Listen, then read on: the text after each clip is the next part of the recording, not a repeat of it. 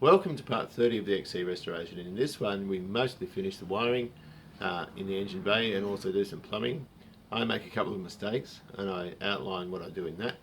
And we also get a visit from Andy from the Ford Forum, and he's picked up an absolutely beautiful Fairmont GXL, absolutely original, matching number car with a book, or with books, and it's untouched, just maintained exceptionally well. Runs beautifully.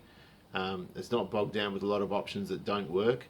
Of course, it's as it was, just been looked after by an old guy, and of course he is the second owner, so he's scored exceptionally well. So we'll have a look at that first. When am I allowed to put this on? Because have you told people? Yeah. Yeah. They know about it then? Yeah, everyone knows about it. I suppose it's not the sort of thing you can keep quiet, is it? Nah. Oh, that looks mad. It's It's very original. well, that's a good thing. That's a good thing. And it's got the black. Do you know how rare that colour combo is? I know. That is ridiculously rare, because most of the jade ones, or most of the green ones, had a jade interior, didn't they? Or you have a different colour into the saddle or beige. I like the interior. The only problem, I'll just go with the fact, the only thing is I've got a dodgy driver's seat and dodgy door trims, so I either try and Yeah, find but you've second-hand got ones. these parts here. Yeah. You've got all those straps and those things. That can be remanufactured. Yeah. That stuff's going to be hellish to get that black cord. Yeah, and the cord stuff wears pretty well anyway, so It does its own, yes. I'm pretty happy to sort of re-dye it. Black interior manual. Crap, that's a rare gig. That's why I jumped on it, yeah. Yeah, but the fact is it's an original one. This is Andy's GXL. They all go there. Yeah. That is a rare beast. It hasn't got the original bumper on the back. It's got, it's had a little tap. Yeah, but it's not the original bumper. No? 5.8 manuals always had twin exhausts. Okay. So they had the GT power pack. I'm Well, pretty sure, I was don't at- quote me, but Yeah, I've heard both stories. Some told me 5.8 manual, you still have to opt up the twin exhaust. no, in the But manual it said it's mandatory with Okay. Yeah. it's mandatory with power. Was it? No, these were standard power steering. I know one of the things that mandatory was dual exhaust. Yeah. I'm certain of it. It's essentially a poverty pack GXL with the big engine. Because it's got AM radio, power steering, that's it. Yeah. So, no, less to go wrong, less to fix. Have you got the tape deck? Nah. Do you want one? I had one and I gave it away.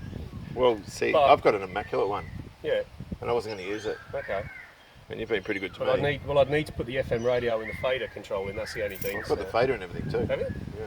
The clock's clean. Everything's really, really clean in it. Yeah. It's got the book. Radio works, heater And works. it's got the numbers and everything. Everything works in it. Headlining's good. Headlining's really good. That's the same colour as the one This- I ordered for mine. Serviced and maintained. It's had unleaded heads, and the old boy driver. Oh, it's had unleaded heads put on, has it? Yeah, it's original heads done with unleaded. And that's the old Thompson pump. Original. And someone's changed the radiator. It's See, had a radiator redo. yeah, at some because point. these should have a 3-core. It should be a bit thicker, I think. Yeah, Although manual, the autos had a thicker one because they had the transmission fluid running through. Yeah, it no, was- that was down here. That's your trend. Yeah. But So some of them are what? some were thicker. The one I put. Yeah, on that's the other right. one was Is that thicker. only on the? Is that the automatics? Is it? The aircon cars had a thicker radiator. Oh, I see. Yeah, and they had the condenser was here as well. God, I love this. This is ridiculous. But it's got the original. Look, you got the original TVS things. I Yep. put these on mine to try and make it look original, which everyone knows. It's got it's the not. original Carter Carby. Yep. All this stuff was Cool. missing on mine. My wagon had all this sort of stuff missing, and you know. Yep. A lot of money. Yeah. And only the update 302s had that.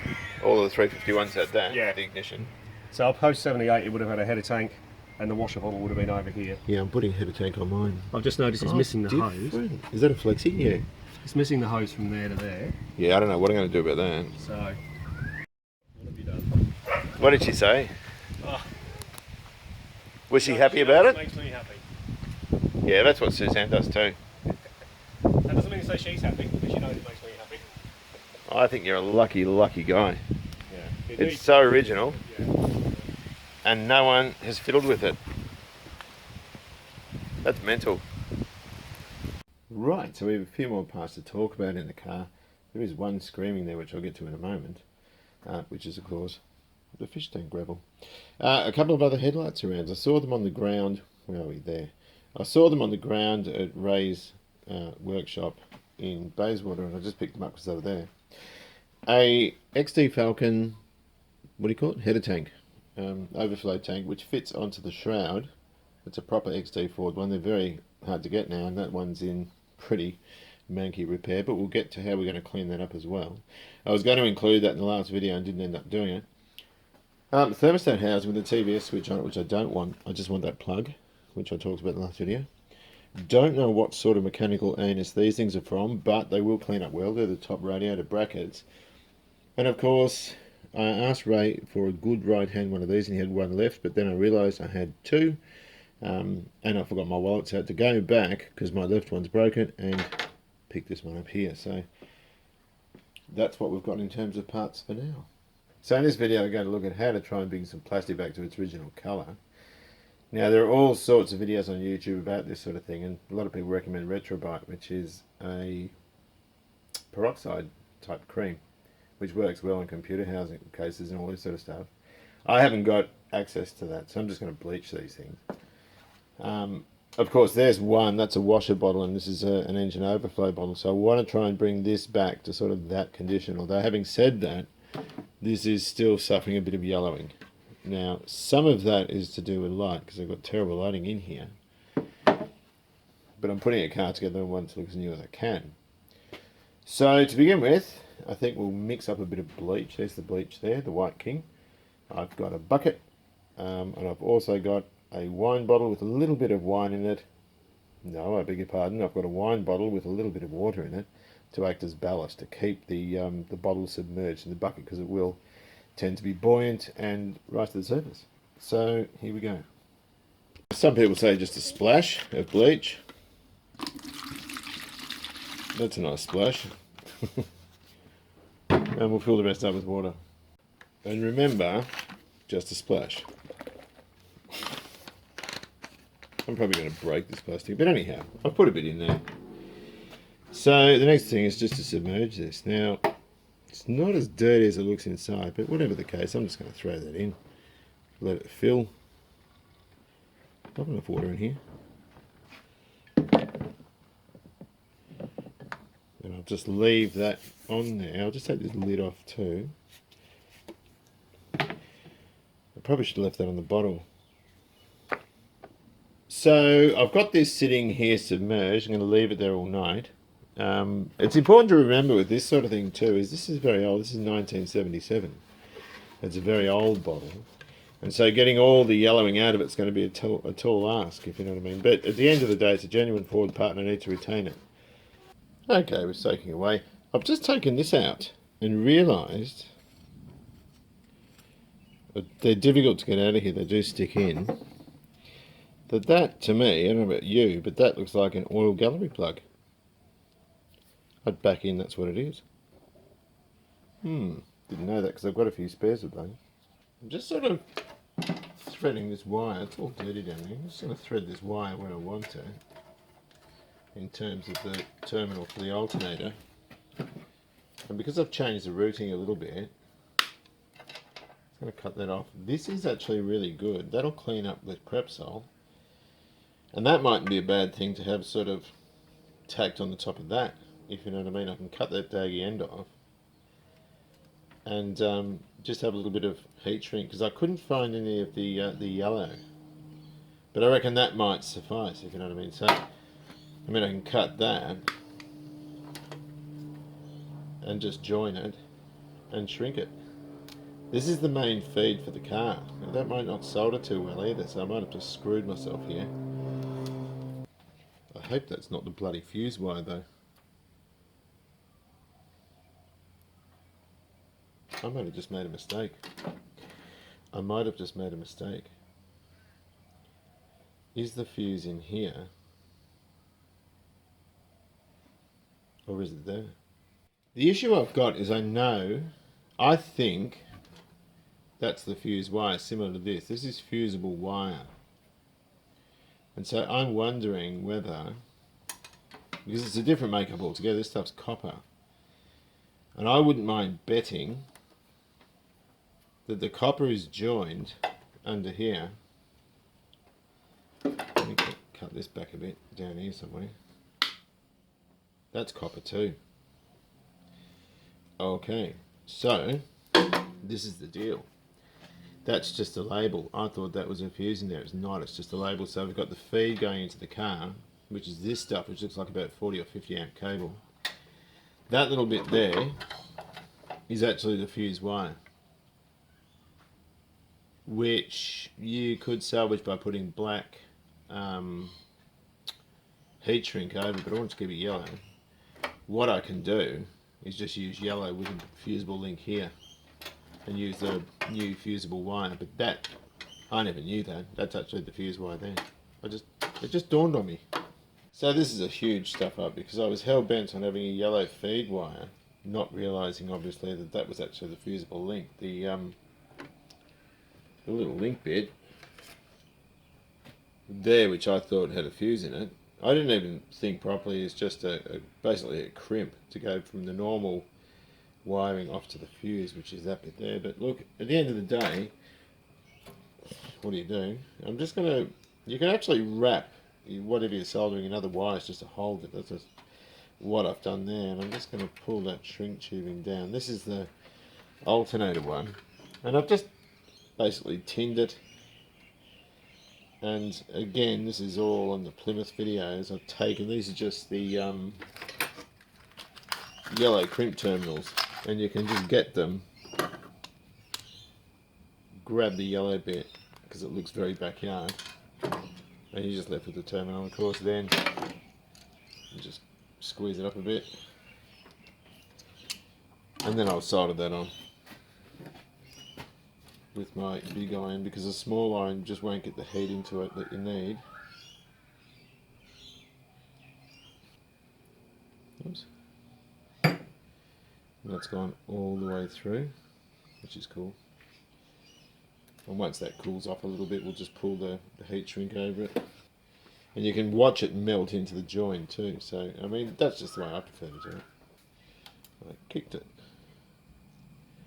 Oh, isn't that going to go on? Come on, get on there. Oh, no. It's not quite big enough.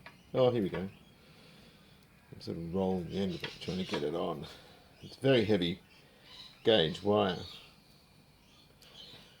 That'll have to do though. You can use iron, or you can just use a cigarette lighter.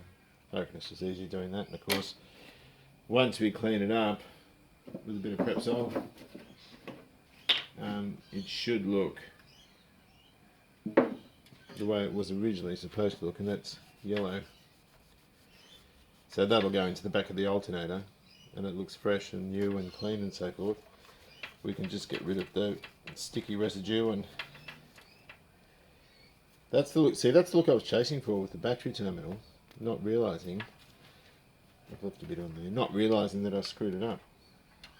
Still wiring up. I'm down to here. I've replaced that stupid thing I did. That reaches the positive really, really well, so that's all good. I do this time and time again now. I've done this a lot and I still screw up because I make it all too short. I roughed it in, it all fitted, but of course by the time you bind it and cap it off and everything, it ends up being too short, which is dumb. So it doesn't matter. I've left the fabric to there. Well, actually the fabric goes down here somewhere, but I put convoluted tube on just to protect. We're getting into the hot area here. You know, hopefully not battery acid spills or anything like that, but there are hazards for the wiring, particularly as you come up behind the dipstick. Originally I had it sort of rooted underneath that alternator bracket, but of course you're hitting the heater hose clamp, sharp edges, it's not worth it. It was concealed a lot better there though, and of course it's sort of roughed in up here, so I've got, you know, the tack feed, the coil feed, all this sort of stuff. So I can attend to that, which is pretty good fun, this stuff, it's not a big deal. The plug, this is a temporary coil, but the Ford My XD has a connector like that on the side. That's just sort of cable tied on, connected to the coil up above, and of course then the vehicle wiring plugs into it, so the coil can be taken off as a unit. That's how they did the original ones, which is quite bizarre. Or at least I think the XD's like that.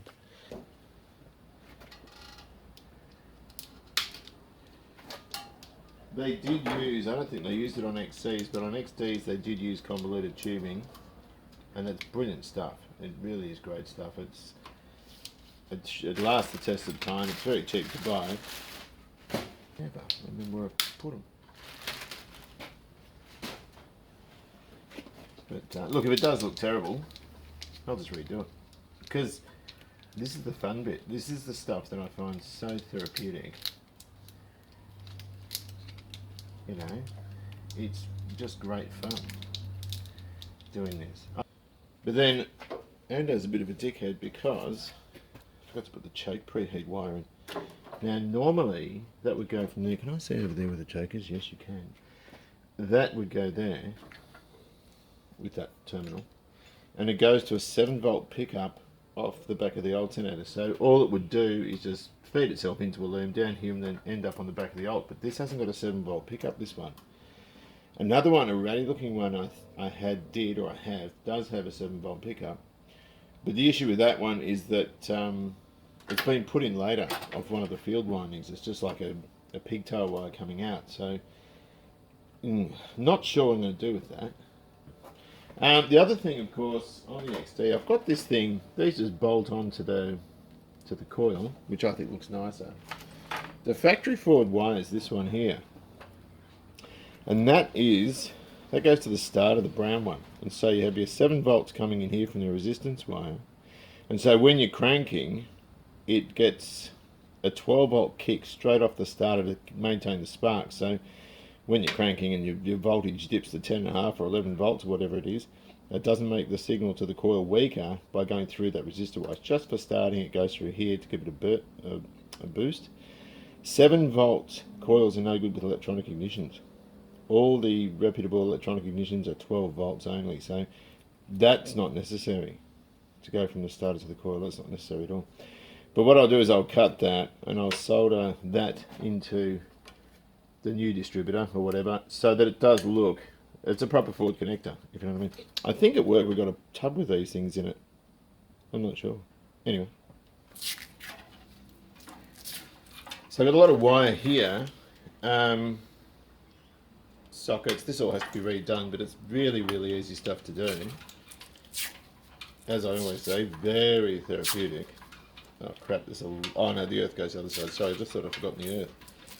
But just sort of mapping it out, clipping it up. I'm almost finished. I've just got, the only other ones are the screen washer bottle, which is this, and the horns, which we're using the dual XY, or XABC horns, whatever you want to call them. They're like 65 bucks a pair. I've got them on the XW, but they're individually mounted. These ones will be the sort of the ones that are ganged together on the shocker tail. I'm just going to cut this off here. And then that'll give me enough to, this fabric tape's great too. It's not expensive. You need to get yourself a roll if you haven't got one already. And feed this through here.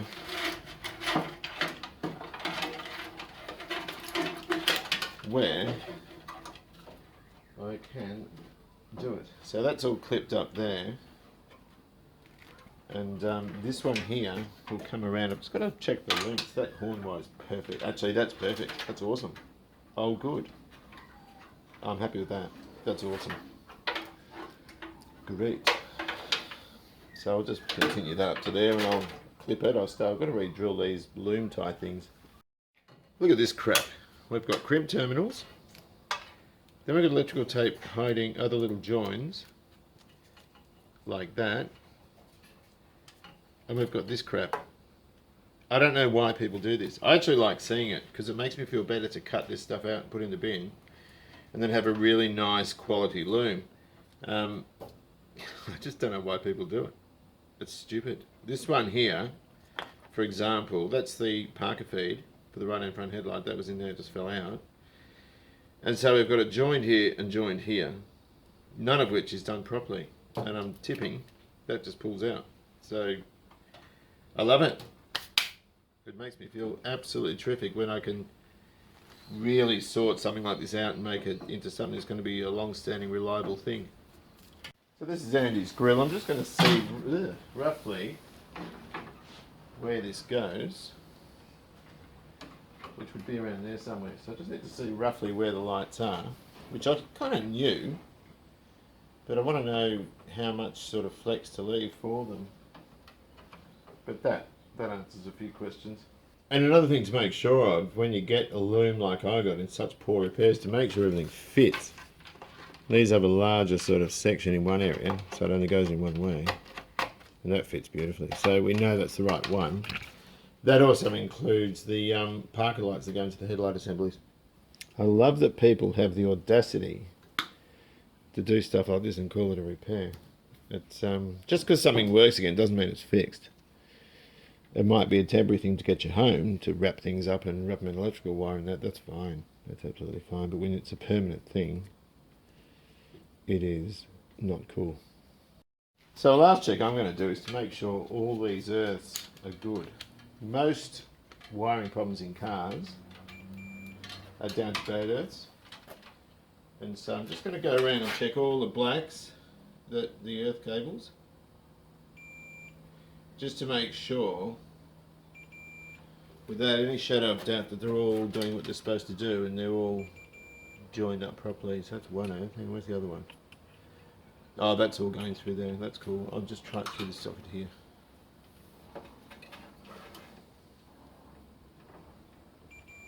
Yep. One more there. Cool. So they're all connected properly. Now, what that means, and this, I've seen this happen a lot, is low and high beam, front parkers, indicators, side marker lights, everything's going to be done through that earth. So we'll clean that up. We can change the terminal, but it's still in good condition. So we can clean that up with a bit of Scotch-Brite or wet and dry and make sure it's against bare metal at the back here. Perhaps where one of the headlight bucket studs come through. Just make sure it's nice and tight. I'd put a star washer or something there so it really scratches into the metal, because those sorts of things are notorious for causing lights not to function properly, and of course people chase their tails with this sort of stuff. Electricity is just like water and wind and all sorts of stuff, in that it finds the path of least resistance. So if it can't get to earth there, it's going to start backfeeding through other lights, and that's where you get, you know, you turn your headlights on and the parkers, and also the indicators come on instead, or they come on at the same time and they're all dim and all that sort of stuff. All those backfeeds are to do with bad earths, most of the time anyway. So the wiring for the front's now roughed in. I've got to join this, had separate lights at the front, being Fairlane obviously. We just put them together, and we always use these. I always buy these. Every car I do has these. The Plymouth's got these, XW's got these, and a host of other cars before that. And so generally you find these things are either have been messed around with like these ones were, or they're heat affected. But they're cheap. They're something like $6 each. Worthwhile investment. So effective wiring is very cheap to do. In fact, for the price of a soldering iron, which is about $20, roll of solder $8, and roll of electrical tape $2, you got a $30 outlay for doing good, effective, high quality work. It's better all day long than this sort of rubbish, and it's a major safety issue.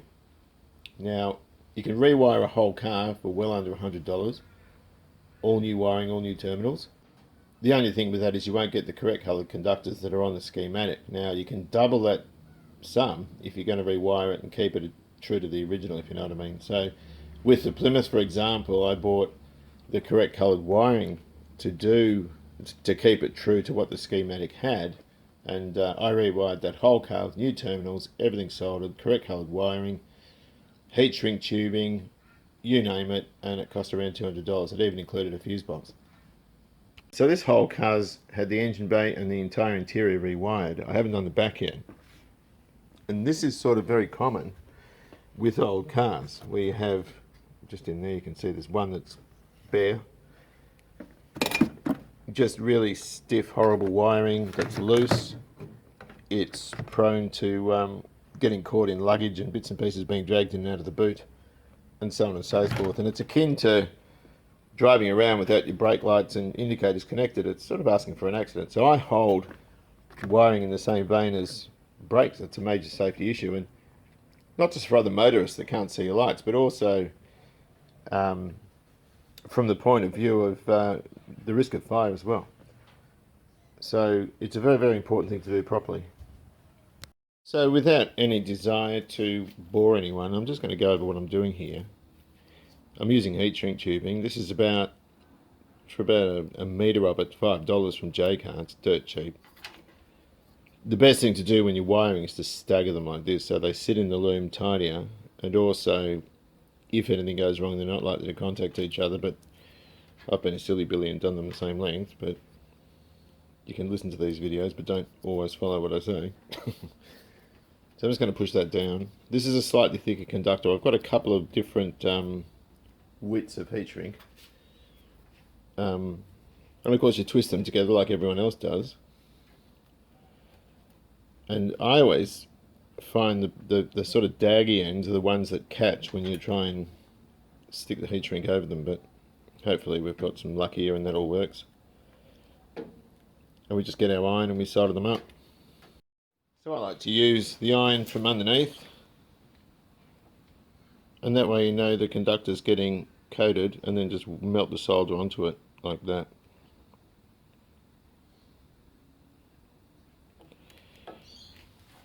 And it's a good reliable joint.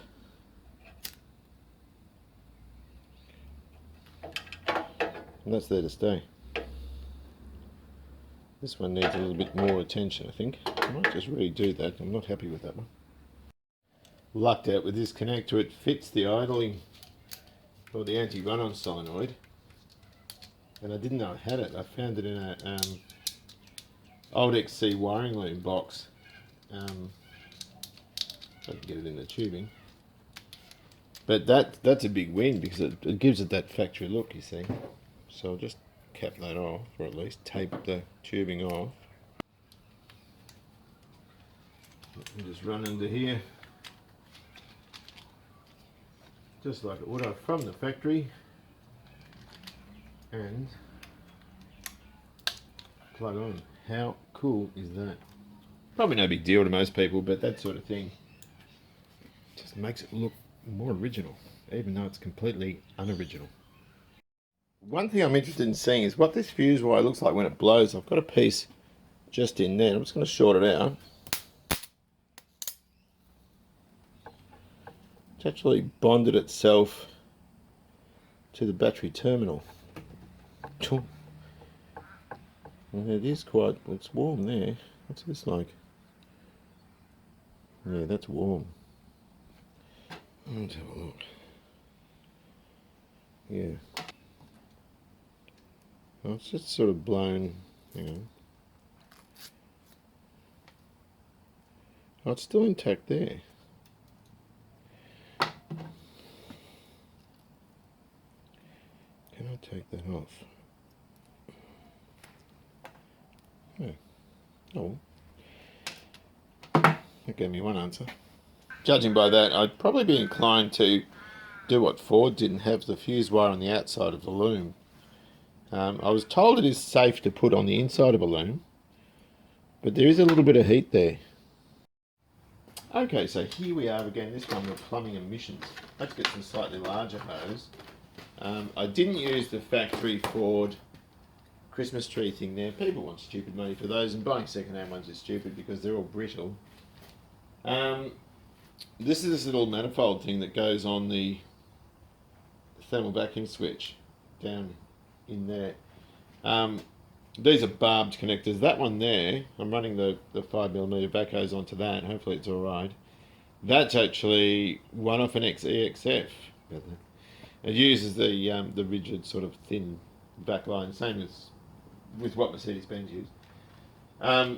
So that way I can sort of put that on, and it will just give a more sort of legit factory look. Oh crap, I put this on the wrong one. I'm just going to have to take that out and swap it. So these, this was reasonably dirty. The easiest way to clean this with the toothbrush and CRC is just sort of spray it and scrub around, and that will make it look better. And these lines all sort of just click into place. Oh, I've got another message. That'll be my daughter. She texts me like several times a day. Just going to put that down there. And look, this is going to start looking really busy, and it's not a lot of people's idea of a nice looking engine. But it does look, I wanted it to look factory. Even though some of the things I've got in it aren't all that factory. You can see down there. Okay, I bought another piece of this bent heater hose. This is longer. It's actually HT Holden 161 and 186. I don't use the Ford ones just because I like to muck around and get things sitting exactly the way I want them. So with the bracket there, for example, it's going to sit right down. It's going to allow easy access for filling with oil. And it's also, I've got the one that I originally had there here to allow, it's a bit of a dog leg there, just so I can get that hose off there and run into the air cleaner for the emissions. Or for the, that's just for the, oh, what's it called? The evaporative emissions from the fuel tank and the carby thing. course, there's another port there that has to go down to the fuel tank. I haven't done that yet. But once that's there, it'll look nice and tidy, and that's the reason I did it. As far as vacuum line's concerned, there's all sorts. If you go to cheap places, you get this small stuff, and that'll work, but it just doesn't look that good. I use the big Daco stuff. It's nice and thick, and it looks a lot like the original stuff. You sort of get it in a pack like that. 4mm and also 5.5. The 5.5 I use for this, and also the air intake for the choke preheat. That is for the air cleaner. There's too much of it there, but that's the one that goes into that plastic adapter that operates the preheat snorkel. So, I mean, that's the one I use. That's the stuff I use. I just think it looks better. And I'm just going to rub a bit of it. You can also use it as washer hose as well. So, you know, you buy another pack and just run it up there to the screen. But this bit, and the XD is a bit like this in that it's... it goes around the dizzy and plugs into that middle port, and goodness me, it's getting tight in here. This is another reason why I didn't want air conditioning, because you end up with an engine you can't even see. And I really, if I want air conditioning, I'll drive my Commodore, and that'll just sort of go. I'll have to leave a little bit of slack just to, Struther goes this way, doesn't it? I'll just leave it like that, I think. Oh, what have I done with it? Here we go. But that's how the XDs looks. And that's a really untouched engine. Hopefully that's sort of cool. I might even cable tie that there to give it a bit of a nicer radius. Anyway. Right, so that'll do for wiring and plumbing for now. There are a few things on this car that I'm not all that wrapped about. I'm just trying to move around here. These are the rocker covers from the Junkyard 302, and there's a dent there. They're not perfect. Didn't worry about it to begin with, but it might annoy me. I don't know. I've already detailed what happened here, how I've done that. And I've got that radius there, which is nice. Oh, gee whiz. Haven't done the low pressure line off the power steering pump yet, because that has to sort of go around here and into the cooler. And I want to put the washer bottle horns there just to see where the cooler is going to sit, the radiator, that sort of thing. So I'm not ready to tackle that. Emission controls are all on, you can see that. That I need another cap for that. That's not a particularly great one, but it's the only one I've got that sort of will semi-fit, so I need to block that port up. What else is there? There's supposed to be a spring between this bracket here, and that's for the kickdowns on the automatic cars. I think the manual ones were strapped down. I'm not really sure. Need to find out about that too. What else? Not happy with this. I've made a mistake here. Well, not a mistake. I've got to revisit this. With the heat riser pipe there, this is awfully close, and of course, what do you call it? A case bolt, if you like, for the alternator is against it, and that's where that charge wire is. It's really tight there. Not loving that, so I'll redo it. Block connectors and stuff to try and emulate that factory looker down there. Put in my homemade heat riser. I just soldered that together and sort of rub the solder back and put that on. And that goes around the fuel line. The fuel line sort of sits like that underneath it. So, where did that go? It goes on there. Hang on. It's getting busy, isn't it? I might have to. Yeah, I might put that PCV hose above the leads. I just thought the leads would be better. That, of course, is for the air cleaner. This hose here, which I've already talked about. And, of course, there's the air intake that goes down the choke heat riser. Pipes, the ones that I made up, that go down there into the depths. Couple of little cable ties there, got to get some steel clips, so that all looks a bit better. But that's about it for the plumbing and wiring. If I need to detail anything later, I will. And I'll have another look at that washer bottle now. So I view myself as a reasonably lucky guy in terms of the success rate I have with some of the repairs I do. I'm pretty lucky like that, but I reckon I've met my match here. And I also think that this is a reasonably rubbish repair. This is just bleach solution with that washer bottle, which looked absolutely dreadful in it. But you know what? It doesn't matter that much. It's Tuesday evening. Thursday I'm scheduled to have a haircut. So if we have to go down the peroxide route, we will. But we'll pull this out and we'll have a little bit of a look and see how she looks. But, oh, well, that stands to reason, doesn't it? See how it looks. But anyway.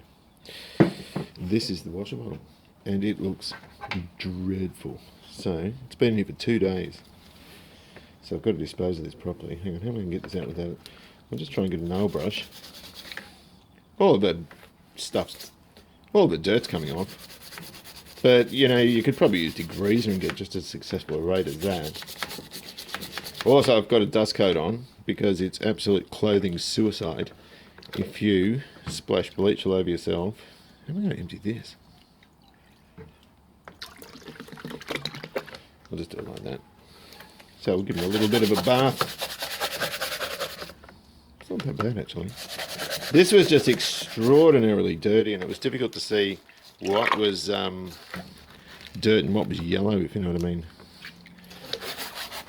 But I was particularly keen to use this style of bottle because it's factory. And the inside I don't care about because I've got a way of fixing that. So we'll just go around and we'll give it a scrub. It's clean-ish. Anyway, I'm going to turn the camera off. If I don't get, I hope I don't wreck it with all this bleach, but oh, actually, this might not be as bad as we think. Hang on. This is like a $2 repair. Like it's a nothing in terms of cost. I'm surprised it's still as yellow as it is, though. Yeah, that's pretty yellow. Anyway, I'll be back. So I would call that a monumental fail. It's still yellow. It's white at the back, where the light and so forth couldn't get to it. Still got a bit of dirt on. Just gave it a quick tub in the laundry, but a lot of the dirt seems to be coming from the inside. If we look at this, you can see, and that's, of course, is where, let's go brighter. That's better. All that rusty water deposit and so forth. Looks terrible down the bottom corner. Anyway, that's why I've got fish tank gravel here, because I'm going to put gravel in it and give it a good shake. And just stick it in. I've got a bit of warm water in there, but I just thought this might, because you can't reach in there with anything, this might help scrub the inside a bit. By just sort of, you know, loosening a few deposits. So we'll see how that goes. What I'm going to do is I'm going to shake this up. That'll do.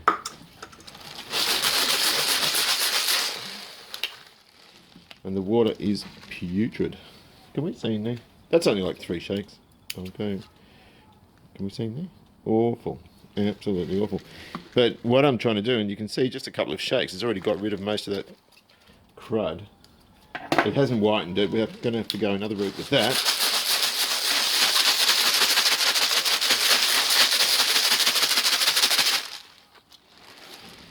So I'll go back and I'll persevere with that and come out and see how she looks.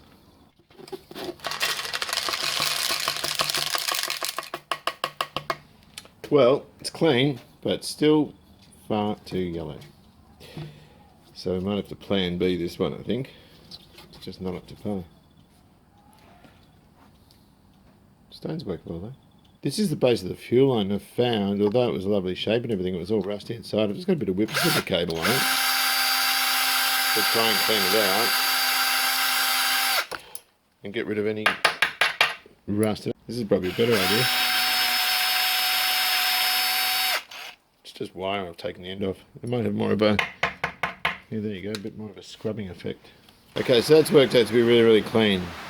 I just didn't want to put old rusty line on the car with a new carburetor and engine and all that sort of stuff. So it's less than ideal, but I think it's going to do the trick nicely.